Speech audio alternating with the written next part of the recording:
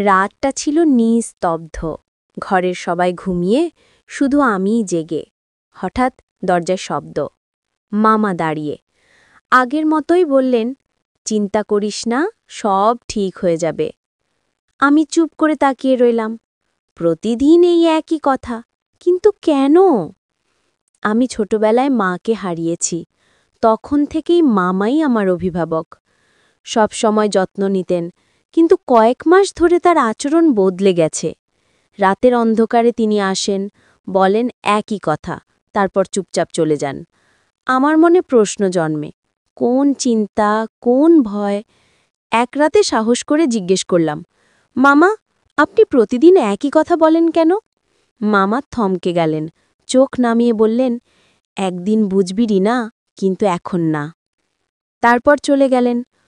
পরদিন সকালে মামাকে আর পাওয়া গেল না। বাড়ির সবাই ভাবে তিনি শহরে গেছেন, কিন্তু আমার মনে হচ্ছিল কিছু একটা ঘটেছে। কারণ যাওয়ার আগের রাতে মামা বলেছিলেন, ভয় পাস না, সব ঠিক হয়ে যাবে। আমি মামার ঘরে ঢুকে খুঁজে পেলাম একটা পুরনো খাম, ভেতরে চিঠি আর ছবি। ছবিতে আমি, মা আর মামা, কিন্তু পেছনে এক অচেনা মানুষ। চিঠিতে লেখা, রিনা, তোমার মায়ের মৃত্যুর সত্যিটা আমি লুকিয়েছি, সময় হলে সব বলবো। সে এখনও তোমার আশেপাশেই আছে। আমি থমকে গেলাম। মা কি খুন হয়েছিলেন? আর মামা সত্যিটা জানতেন? তাহলে তিনি কি ভয় পাচ্ছিলেন? হঠাৎ জানালায় বাতাস ঢুকে কাগজটা উড়ে গেল। আমি তুলে নিলাম। চিঠির নিচে নতুন করে লেখা একটা লাইন, যা আগেই চোখে পড়েনি। যদি আমি হারিয়ে যাই, তুই ভয় পাবি না, আমি তোর কাছেই থাকব। ঠিক তখন দরজায় টোকা। আমি চমকে উঠলাম। দরজা খুলে দেখি কেউ নেই, শুধু মামার ঘড়িটা মেঝেতে পড়ে। বাতাসে সেই পরিচিত আতরের গন্ধ। আমার চোখে জল এসে গেল।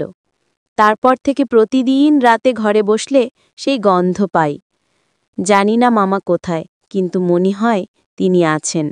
তার কণ্ঠ যেন কানে ভাসে, চিন্তা করিস না, সব ঠিক হয়ে যাবে।